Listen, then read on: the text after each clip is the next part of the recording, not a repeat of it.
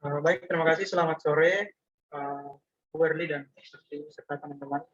Perkenalkan, kami dari kelompok 4 perencanaan transportasi B akan mempresentasikan hasil analisis kami mengenai dengan judul perjalanan berbelanja ke Kecamatan Liyung.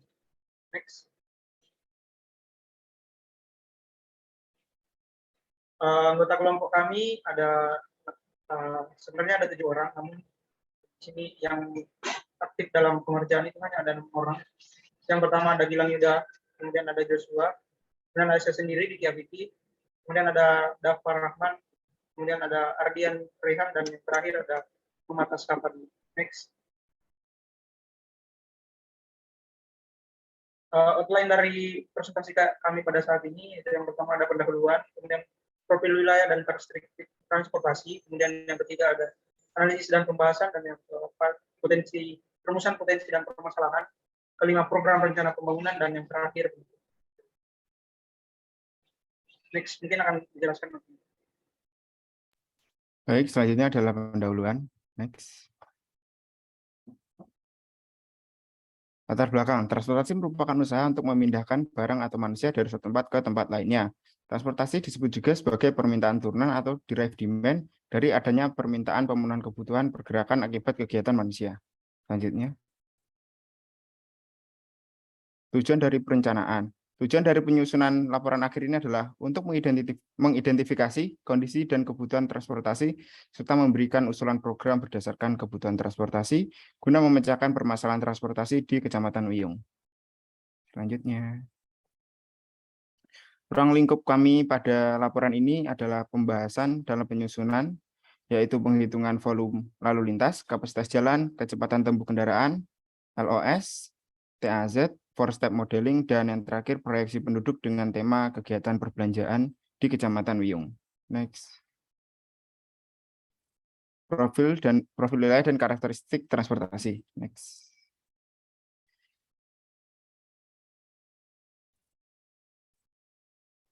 Tinjauan kebijakan. Untuk RT RW Kota Surabaya tahun 2014 sampai 2034 mengenai rencana detail tata ruang unit pengembangan ke-10 yaitu Kecamatan Wiyung. Di sini terdapat rencana sistem prasarana wilayah seperti pada slide selanjutnya.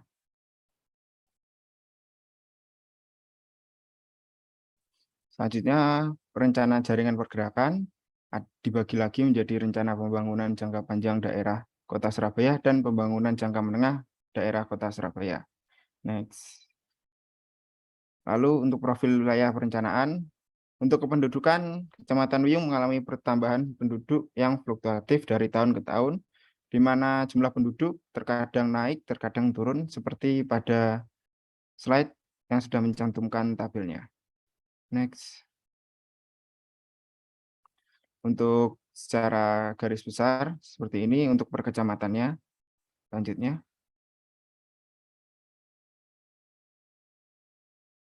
Sedangkan untuk pertumbuhan penduduk, pertumbuhan tiap tahunnya yang dipengaruhi oleh fertilitas, kematian, migrasi dan emigrasi, seperti pada slide pada tahun 2016 hingga tahun 2020.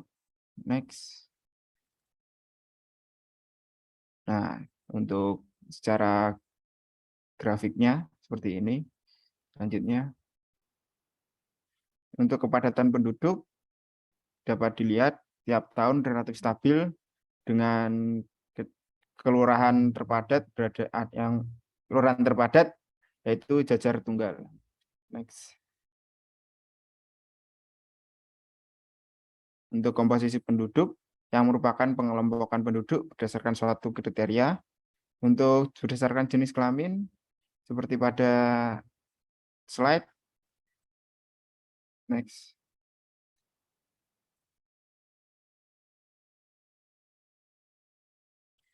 Untuk berdasarkan jumlah pekerjaan. Next. Untuk selanjutnya, nah, masih didominasi oleh karyawan swasta. Sedangkan untuk tata guna lahan dan intensitas pemanfaatan ruang, untuk jenis penggunaan lahan dan luas penggunaan lahan, Penggunaan lahan merupakan pemanfaatan suatu luasan lahan yang diidentifikasi secara faktual dan nyata pada suatu wilayah administrasi menurut RDTRK UP 9 Ahmad Yani tahun 2018 hingga 2038. Selanjutnya akan dijelaskan oleh teman saya.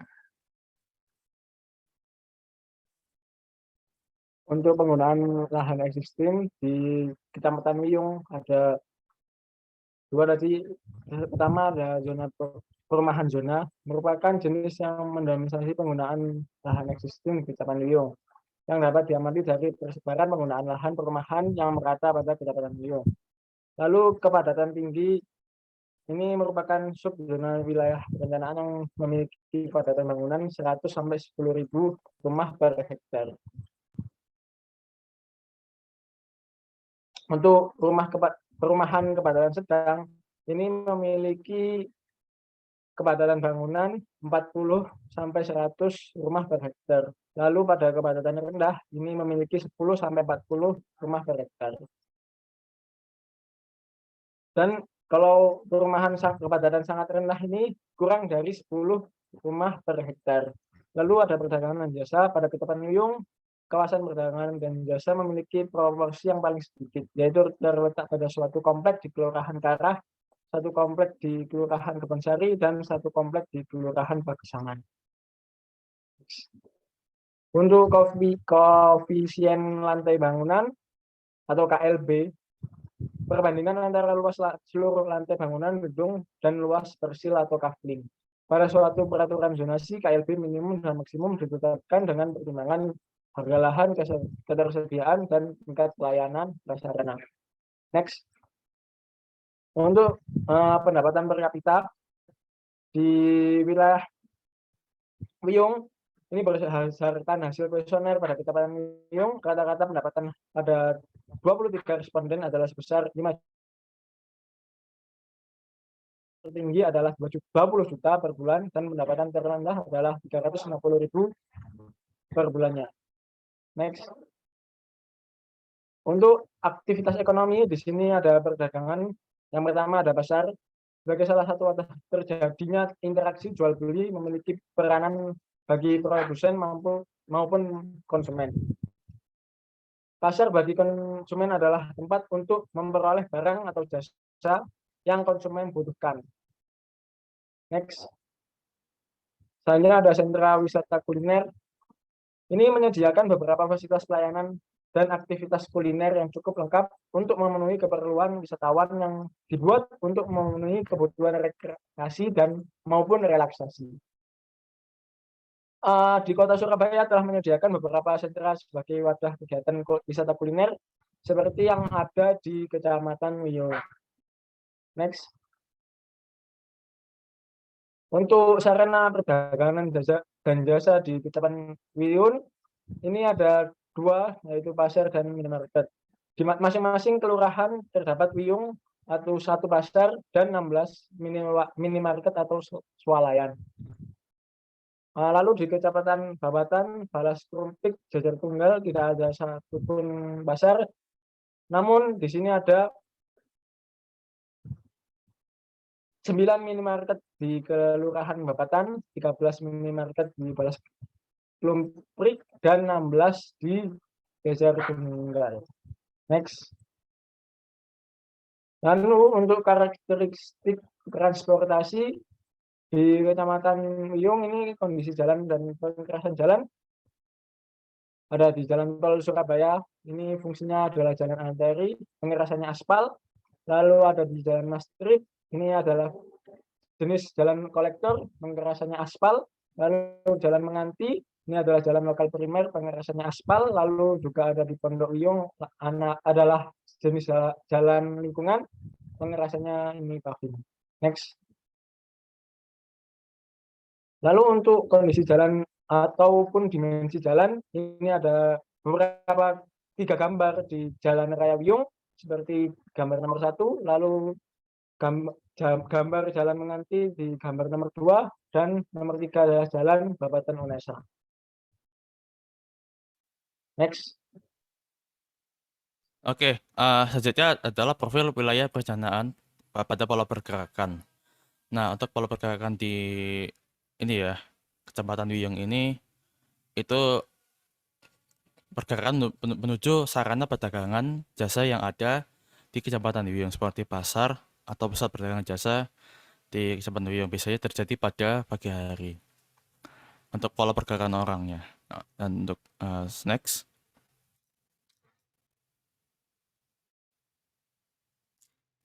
Next.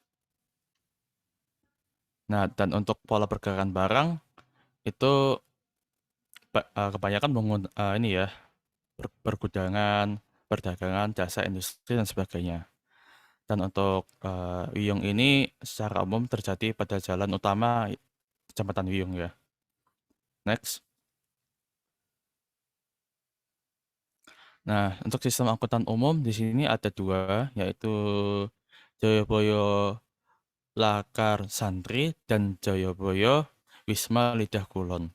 Untuk rutenya seperti apa tertera di tabel. Oke, next. Terus selain itu juga ada angkutan umum lainnya yaitu Jayabaya Lakar Santri Menganti, Jayabaya Kota Baru Diyorejo. Dan untuk rutenya tertampil seperti di tabel. Next. Dan untuk pejalan kaki atau pedestrian way itu kalau menurut RT-RTK pedestrian way itu termasuk salah satu jalur khusus ya. Nah, untuk di Kecamatan Wiyung itu terdapat pada Jalan Manunggal Kebonsari, Jalan Kara, Jalan Rolakara, Jalan Raya Wisma Pagesangan, Jalan Wiyung Baru Selatan, Jalan Masjid Agung Timur, dan Jalan Masjid Al-Akbar Utara. Next. Dan untuk parkir di ini di Kecamatan Wiyung ini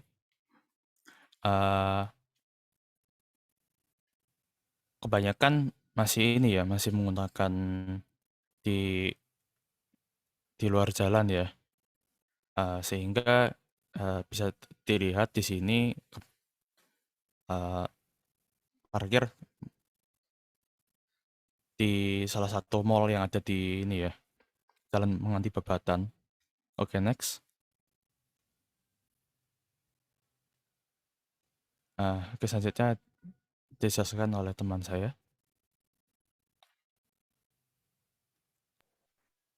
Selanjutnya sebelumnya ini adalah parkir pada badan jalan. Yang sebelumnya itu pada slide sebelumnya adalah parkir di dalam badan jalan, di luar badan jalan. Kemudian di sini ada parkir pada badan jalan yang kami ambil sampelnya dari Jalan Kabupaten Desa. Dapat kita lihat pada slide. Next. Sebenarnya ada pelengkap sarana transportasi. Sini ada marka jalan Mabujur yang kami ambil dari survei lapangan di Jalan Kabupaten Desa dan rambu petunjuk kecamatan pada kecamatan ini. Next. Sebenarnya sarana dan prasarana transportasi itu ada yang pertama ada lampu penerangan jalan yang kami ambil dari sumber yang bersumber dari survei lapangan kami. Kami ambil sampelnya dari Jalan Kabupaten Indonesia. Kemudian ada rambu larangan pada Kecamatan Wiyung. Mungkin next. Kemudian ada zebra cross dan rambu peringatan yang bersumber dari Google Maps. Dan untuk rambu peringatan ini kami ambil dari sumbernya dari survei lapangan yang kami ambil. Mungkin bisa di next.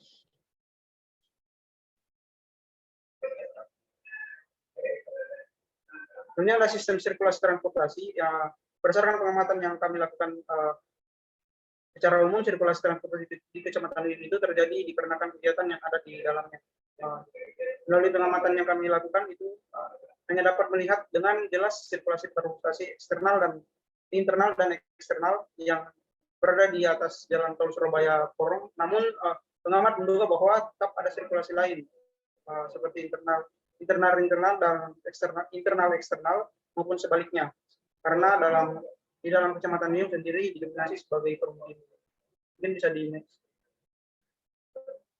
Selanjutnya ada analisis dan pembahasan. Next. Mungkin akan dijelaskan oleh teman-teman.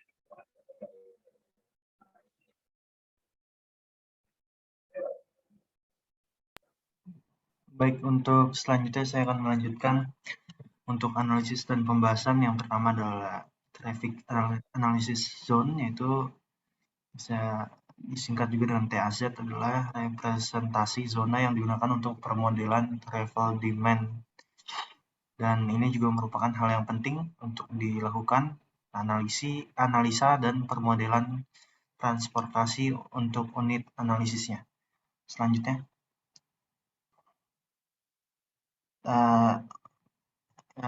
yang pertama tadi untuk yang TAZ, kami mengambil sampel untuk zona itu ada di 5 zona. Kami mengambil di setiap kelurahan di Kecamatan Wiyung. Lalu untuk yang slide ini adalah analisis proyeksi penduduk Kecamatan Wiyung. Jadi setelah kami analisis penduduk Kecamatan Wiyung, kami melakukan proyeksi penduduk dan dihasilkan jumlah penduduk sebagai berikut, yang dimana hasilnya paling tinggi mencapai 77.000 penduduk. Lalu selanjutnya, adapun kami juga melakukan analisis volume jalan existing, itu kami mengambil di 3 jalan sebagai sampel. Yang pertama adalah di Jalan Raya Menganti Babatan, hasilnya sebagai berikut. Lalu yang kedua,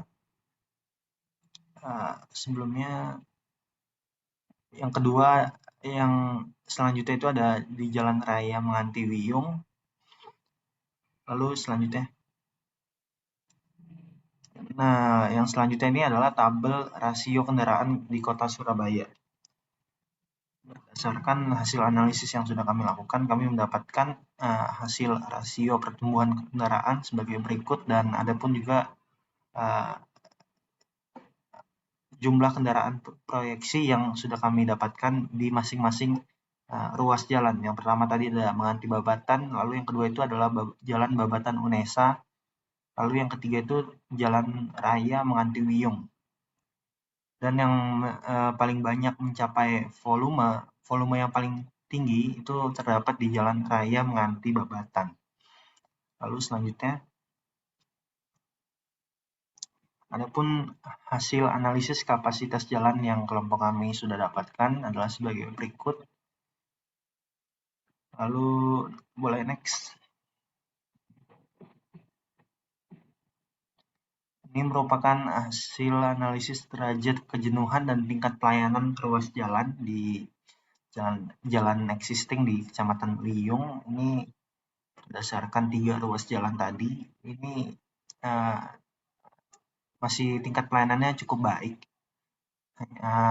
Terdiri dari tingkat pelayanan A, B, dan C. Boleh di next.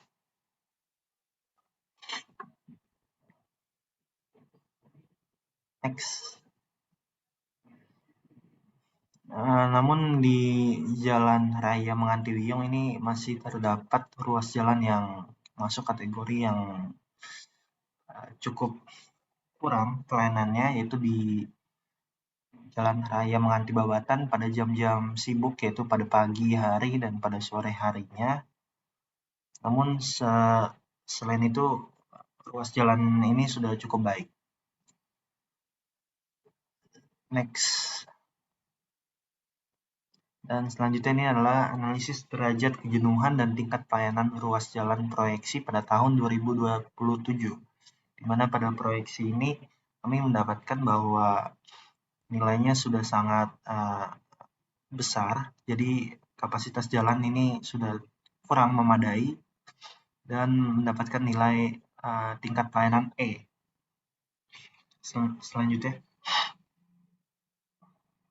adapun hasil trip generation untuk pada trip production di Kecamatan Wiyung itu kami mengambil sampel survei home base, yaitu di zona 1 di Kelurahan Wiyung sebagai berikut. Lalu next.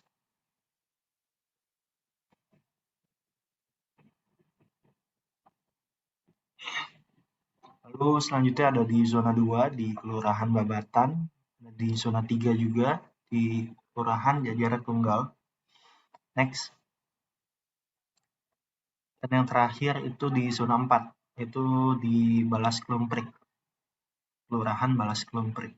Lalu setelah kami mendapatkan hasil home base survey, kami melakukan analisis SPSS dan mendapatkan hasil korelasi yang cukup signifikan dengan hasil sebagai berikut. Selanjutnya, adapun kami juga melakukan hasil analisis regresi dengan uji ANOVA dan mendapatkan hasil sebagai berikut. Boleh di next. Namun pada analisis koefisien kami mendapatkan jumlah anggota keluarga itu tidak signifikan. Sedangkan jumlah kendaraan dan jumlah pendapatan ini memiliki nilai koefisien yang cukup signifikan. Jadi maka dari itu kami mengeluarkan model variabel jumlah anggota keluarga dan dilakukan tahap permodelan selanjutnya, yaitu kita mengulang lagi dari awal dan lalu dilakukan regresi tahap kedua dengan hasil sebagai berikut. Lalu selanjutnya, ini adalah hasil regresi uji ANOVA di bangkitan kedua. Next. Lalu adapun output model regresi yang kami dapatkan, itu adalah hasil pengujian itu yang pertama adalah koefisien determinasi itu 13,1%. Yang kedua itu pengujian model ini secara keseluruhan dapat dikatakan signifikan melalui uji ANOVA atau uji F. Lalu yang ketiga itu pengujian signifikansi ini koefisien variabel menunjukkan nilai yang signifikan, yaitu hipotesis awal H0 itu ditolak. Lalu yang keempat, tanda koefisien variabel jumlah kendaraan bertanda plus yang artinya sudah tepat dan didapatkan nilai konstanta sebesar 2,117. Next.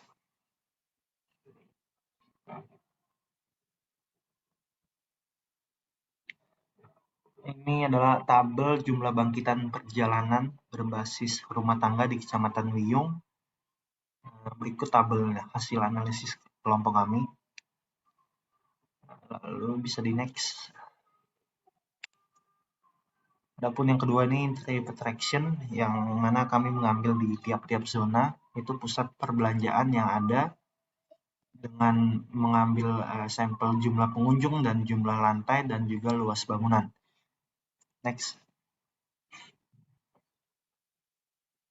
Setelah itu kami melakukan hasil survei tadi kami lakukan selanjutnya analisis SPSS dan mendapatkan nilai sebagai berikut, yaitu uji ANOVA dan juga uji ANOVA untuk regresinya. Lalu next.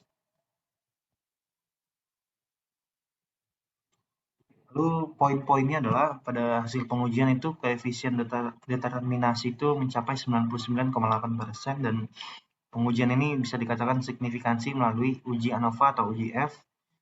Dan pada intinya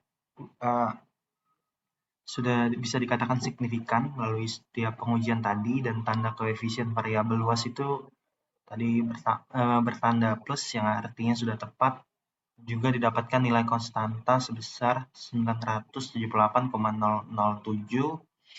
dan maka didapatkan persamaan model regresi tarikan perjalanan berbelanja adalah Y sama dengan 978,007 ditambah 0,201 kali 2 atau X2.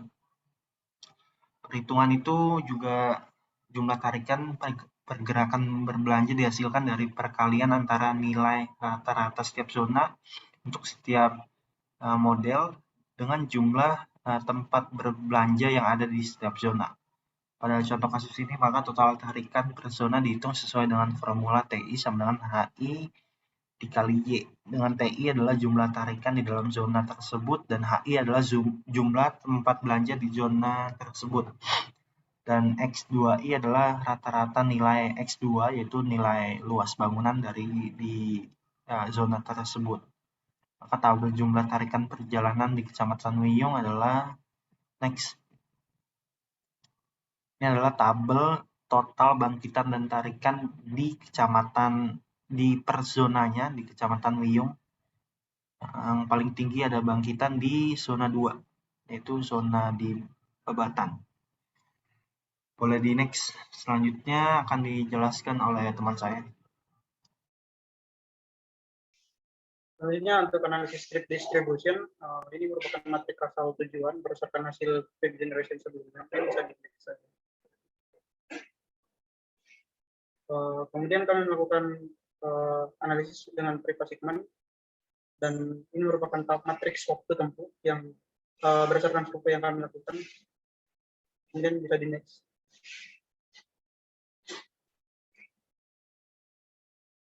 Selanjutnya adalah menyusun matriks implementasi waktu atau FSheet ini. Kemudian kami menyusun matriks impedansi waktu atau FSheet dengan menghitung melalui Microsoft Excel sehingga dihasilkan nilai impedansi waktu tiap zona adalah sebagai berikut. Dengan formula FSheet sama dengan eksponen dikali minus beta dikali sheet, dan berikut adalah tabel hasil perhitungannya. Mungkin bisa di-next. Selanjutnya mungkin akan dijelaskan. Yang pertama, kemudian selanjutnya ada rumusan potensi dan masalah permasalahan transportasi wilayah perencanaan. Mungkin bisa di-next. Yang pertama ada rumusan potensi. Berdasarkan hasil analisis LOS atau tingkat pelayanan jalan pada Kecamatan ini memiliki nilai yang cukup baik antara A hingga C, yang berarti jalan tersebut jarang terjadi kemacetan. Kemudian yang kedua ada pasar LPMPK yang masih mendominasi pasar tradisional di Kecamatan Giring dan bisa mencukupi kebutuhan warga sekitar walaupun hanya ada satu pasar tradisional. Kemudian yang ketiga ada persebaran sentra wisata kuliner SWK yang sudah cukup rata dan memiliki fasilitas yang lengkap sehingga dapat menarik warga maupun wisatawan sekitar. Next. Kemudian ada rumusan masalah. Yang pertama adalah kapasitas jalan di Kecamatan Giring cenderung lebih kecil dibandingkan dengan proyeksi pertumbuhan volume kendaraan yang ada pada tahun depannya seperti yang sudah dijelaskan sebelumnya pada analisis pembahasan. Yang mana kemudian ada kebanyakan orang yang masih cenderung mengandalkan moda transportasi pribadi dibandingkan dengan moda transportasi umum. Kemudian yang ketiga ada terdapat hambatan samping pada hampir tiap jalan pada Kecamatan Wiyung hingga dapat mengurangi lebar jalan sehingga dapat menimbulkan kemacetan pada jalan tersebut. Next.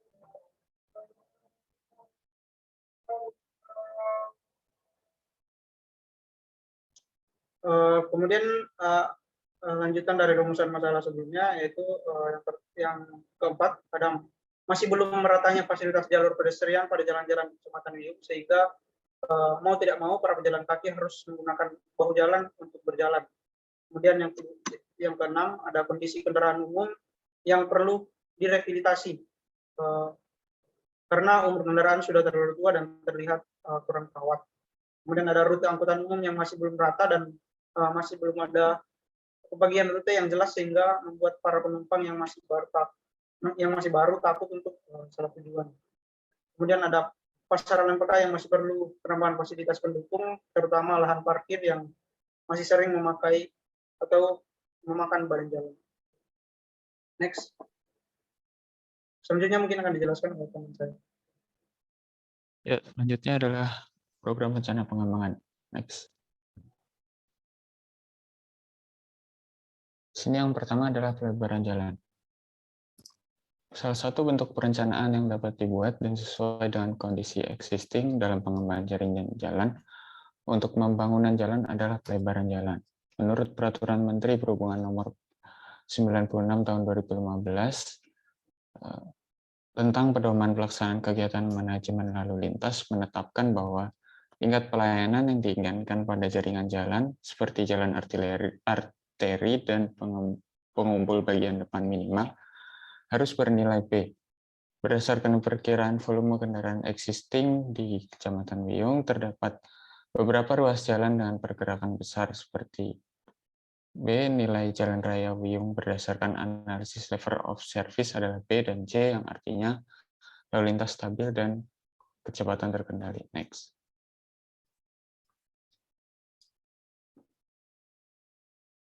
Selanjutnya adalah perbaikan dan perawatan jalan.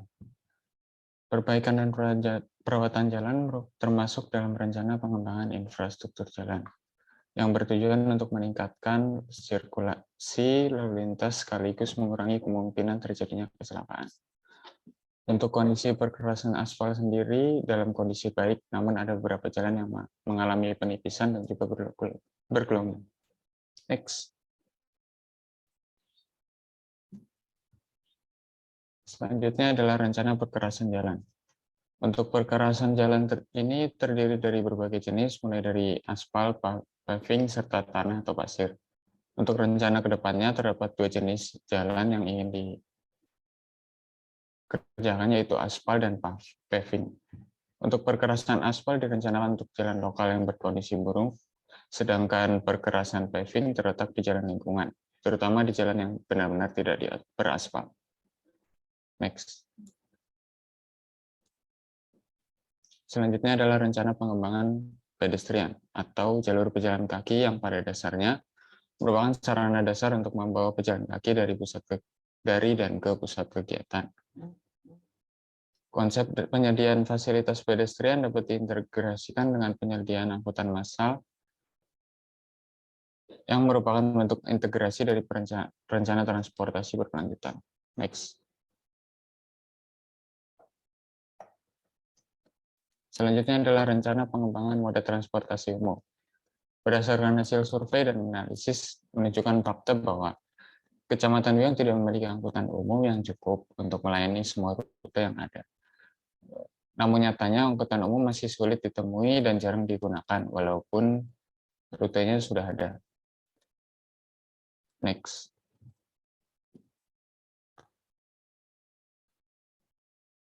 Selanjutnya adalah pemberdayaan kembali pasar LPMK Wiyung. Pemberdayaan ini dimaksudkan karena kondisi pasar yang semakin memburuk dan bertambahnya pedagang.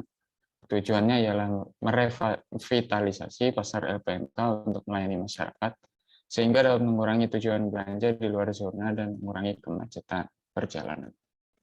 Next. Selanjutnya adalah mengendalikan pertumbuhan swalayan dan tempat perbelanjaan. Rencana yang dilakukan di sini ialah pelaksanaan. Ini dapat dilakukan dalam bentuk mencari jalan pegawai mandiri yang memungkinkan kandidat swalayan untuk didistribusikan ke semua titik kebutuhan di Kecamatan Wiyung. Next.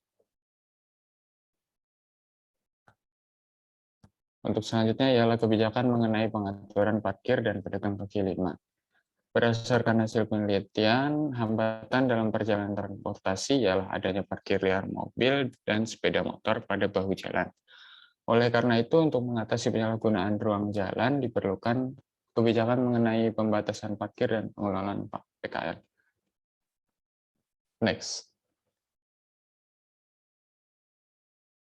Ya, untuk selanjutnya akan dilanjutkan oleh teman saya. Baik, selanjutnya adalah penutup dari laporan kami. Jadi di sini ada kesimpulan, di mana kami menyimpulkan berdasarkan hasil analisis dan pembahasan yang telah kami lakukan pada Kecamatan Wiyung. Maka dari itu, penyusunan laporan akhir perencanaan transportasi untuk Kecamatan Wiyung dengan fokus kegiatan berbelanja dapat disimpulkan bahwa Kecamatan Wiyung memiliki sarana berbelanja yang cukup banyak. Namun, masih belum tersebar di seluruh wilayah Kecamatan Wiyung. Dan berdasarkan potensi dan permasalahan yang ditetapkan dan dianalisis maka diperlukan program rencana pengembangan transportasi yang mengurangi permasalahan yang ada dan pengembangan potensi sesuai dengan kebutuhan akan transportasi di Kecamatan Jambangannya. Di Kecamatan Wiyung. Lalu untuk saran, kami memiliki saran berdasarkan analisis dan pembahasan. Kecamatan Luyung adalah bisa menerapkan program rencana yang telah disebutkan pada sebelumnya, yaitu dengan rencana pengembangan sarana jaringan jalan, rencana pengembangan pedestrian, dan rencana. Tak lupa kami juga menyarankan kepada pemerintah Kecamatan Luyung untuk lebih memperhatikan persebaran yang ada di Kecamatan Luyung adalah sarana perbelanjaan untuk mengurangi permasalahan yang dapat ditemukan oleh tempat perbelanjaan yang menumpuk di suatu zona. Next. Oke, mungkin sekian dari kelompok kami, kelompok 4. Terima kasih banyak atas perhatiannya. Saya ucapkan terima kasih. Wassalamualaikum warahmatullahi wabarakatuh.